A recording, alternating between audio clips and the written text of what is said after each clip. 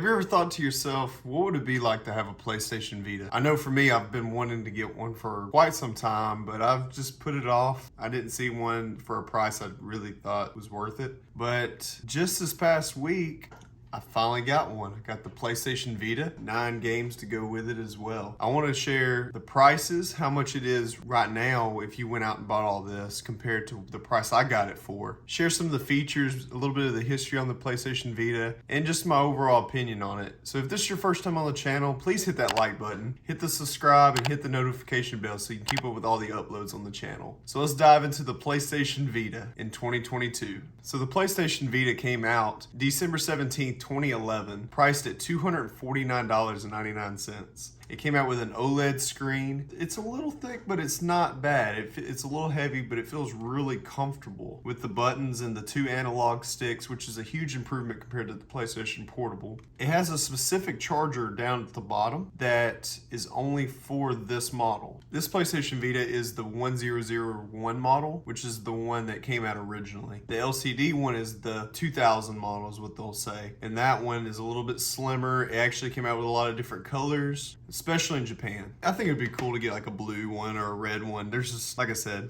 go look it up. Look at all the different colors that are out there. The original one had a 3 to 5 hour battery life compared to the new one has a little bit more battery life to it. And with this one, unfortunately, it doesn't have any storage space in it. It didn't come that way. So you had to have a PlayStation Vita specific memory card for it. The highest that you could get is a 64 gig. There's nothing anything higher. Nowadays, we're used to really high storage spaces. With this system, games are not that big. However, if you do like to buy games digitally, you will need a memory card, at least 16 gigs and up, because you will fill up your space very quickly. Some other really cool features on the PlayStation Vita, it's region free. Now, if you don't know what region free means, it only means that you can take any game from United States, Japan, over in Europe. You can buy these games and be able to play them on your PlayStation Vita without any issues. There are systems out there that are region locked, which means you can only play US games on a US Nintendo 3DS. That's the really cool thing about this. So if you ever on a trip and you go to Japan, they're going to have a whole lot of games there for the PlayStation Vita. It also has a lot of customization. What I mean by that is in the home menu, you can change your backgrounds, which I wish the Nintendo Switch would do, but Nintendo's a little weird about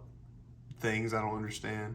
And you actually have the option to make folders. So you could actually take your apps that are on the PlayStation Vita and create it just like you would in an iPhone. It feels really nice to be able to make it your own and move things where you want it. So what I'm gonna do now is I'm gonna go over all the pricing for the system and for the games and even the accessories to show you if you're looking to buy a PlayStation Vita, you can buy it at a reasonable price. So the first game I got with this package was Killzone Mercenary. This game averages brand new on eBay for about 80 bucks. Pre-owned, it's $54.99. I got this game for $10. I played a little bit of it. It looks really awesome on this. This is a game that came out pretty early in its life cycle. It really highlights a lot of really good features on the PlayStation Vita. I've even watched some videos on gameplay as well and what other people were thinking. And this is a very highly recommended game if you're gonna have a Vita, especially if you're a first-person shooter kind of guy. The next one I got was Little Big Planet PlayStation Vita. I haven't played this one yet. I do like the Little Big Planet series. They're really fun, really cute games. If you buy it brand new, it is $212.95.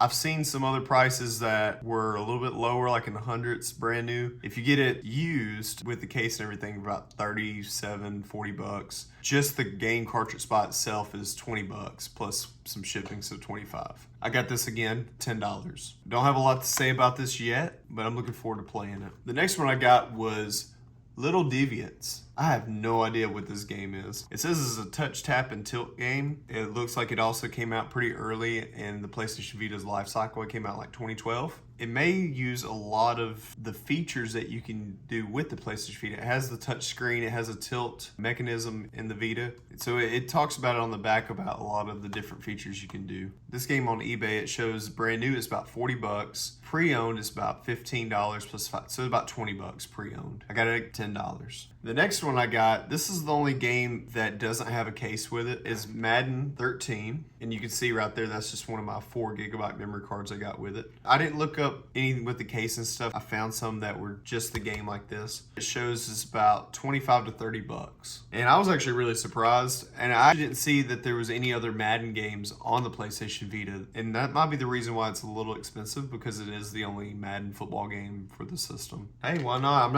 I don't play a lot of football games. Those games I never really got into, but it'd be fun to be able to try it out. The next one I got was MLB 12 The Show. Again, I haven't tried this one out. There's a lot of these I still haven't gotten my hands on. This game on eBay shows pre-owns about 10 to 15 bucks. And that's what I got it for. I got about $10. I pretty much broke even what it would be online. I saw one where it says cartridge only, it says $10, but I actually got the case, so that works out. And I like having a full physical copy if I can get it. Another one I got was Mortal Kombat. The cool thing about this Mortal Kombat specifically is that you get to play as Kratos from God of War. I've never been able to play this version. This was the first game I tried out on the Vita. It was really fun. It felt very fluent. At first I was kind of weird about a handheld fighting game just because I played a lot of Mortal Kombat 9 on Xbox 360 with my friends. We used to have tournament nights playing this, and it would get crazy. This was a really nice nostalgic throwback. I really enjoyed the game. It was really fun. If you buy this pre-owned, it shows about 35 bucks. Brand new, around 95, 100 bucks. And this is gonna be a pretty common theme, but I got it for 10 bucks.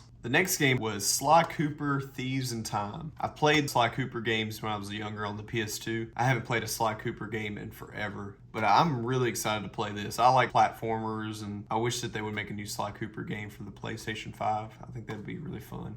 Pre-owned, it could be anywhere from like 45 to 60 bucks. Brand new, I was really surprised to see around 100 bucks, $10. Got it for $10. Now the next game is Uncharted Golden Abyss. This game came out when the Vita came out in 2011, which I see 2011 on here. This game really tried to highlight a lot of the features in the PlayStation Vita, similar to some of these games I've seen. I did play this one. I tried it out. One of the cool features I liked about it was when you were climbing on the side of the walls, you could actually swipe your finger on the screen in the direction that you want to jump across, and it'll do that. And this is a full-fledged Uncharted game on the Vita. That to me shows how impressive this system is, and it looks really good. I was really concerned about the shooting mechanics on it, but once I got used to it, I really was enjoying shooting bad guys. I'm going to take some time and go through and beat this pretty soon. Definitely a must pick up if you do get a PlayStation Vita. Now the pricing on it, pre-owned copy is about 60 bucks. If you get it with just the cartridge only, it should be around 33, but brand new around 120 bucks, which is wild. And I got this for only $10. Now the last game I got was The Walking Dead, the first season. I just bought the complete season of this actually for the PS4. Grabbed it at GameStop really cheap. They had like a huge sale. When I got this, I put this in. This is one of the games I tried out. And I had a good time. I was riding in the car for the first time. I didn't have to drive. And I was playing this. Man, I was just so hooked playing this on the Vita. It plays really nicely. And if you enjoy a good storyline that's in the Walking Dead series and you haven't done this yet, please do yourself a favor and play this.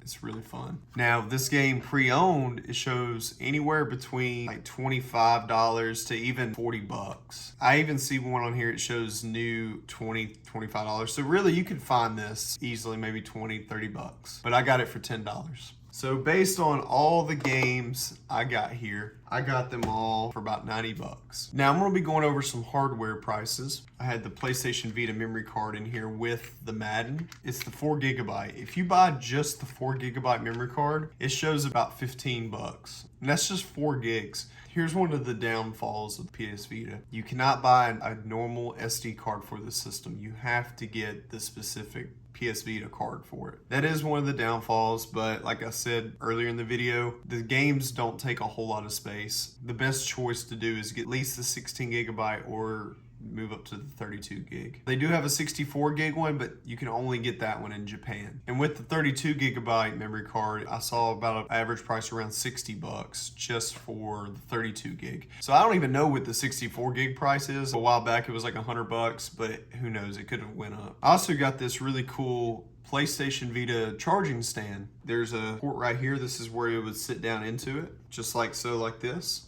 And on the back side, It has a line out, and then it has your multi-use. You'll take the cord and plug it in so you can charge it, and you won't have to lay it down on something, which I like that a lot. I don't like laying my systems down on a table somewhere just because I want my system to be in the best condition possible. So if you do get something and you're kind of like me and you want to have somewhere to make it a home, that has been really nice to have for my Vita. So looking it up on eBay, they're averaging between 70 to 90 bucks for just the stand, which kind of blew me away, to be honest with you. I thought maybe it would be like a $40, $50 item. The fact that it's between 75 and almost 100 bucks, you might not want to pay that, but you might be able to find it in the wild even cheaper. So for me, between that and the memory cards, it averaged for me about 10 bucks just for that. Now with this specific PlayStation Vita, I was saying earlier, it's the 1001 model. It shows a lot of them are around $150 to about $200. It can just kind of vary. Between all the different game stores that I've been to, I've seen this PlayStation Vita average around 200 bucks. Just the system alone, without the memory card or anything like that. And it would have a charger with it. I got this for 100 bucks. So if you tally up everything that I got the PlayStation Vita, I got the charging stand, 9 games, 2 memory cards, and I'd even include the protection film 2-pack that I got, this official PlayStation, and I got a really cool soft carrying bag with it that keeps it protected. And it's official, has PlayStation Vita from Sony. And I got all of this for $200. If I added up everything that is valued on here, it was around 400 bucks, give or take. Is it worth getting the system? Absolutely. I've been putting it off, and there are so many more games that I've seen that I want to experience. Do you feel like it's a little expensive for you? It could be. Honestly, I still think that if it was all the prices based on what I'm showing you right now, I probably wouldn't have gotten it. I would probably wait until I found a deal like I did. You may not find a deal like I did right off the bat. You may have to look at places like Facebook Marketplace, thrift stores, some game shops, some retro stores might have them for pretty cheap. If you can be patient, keep your eyes out, and if you trust your instincts, do a little bit of studying online on pricing, I believe that you can get the collection that you want and deserve for a good price. Gaming prices have went up. The market is just going up, especially with the Vita. It's going to continue because it's discontinued now and they're getting ready to close down the store soon. I think that it's a great system to pick up. You can also mod and do a lot of different stuff like that. I don't know enough to talk about it. I just know that I've seen videos that the PlayStation Vita is probably one of the best modding systems to use, and I'm not recommending anything. I don't have the knowledge for that.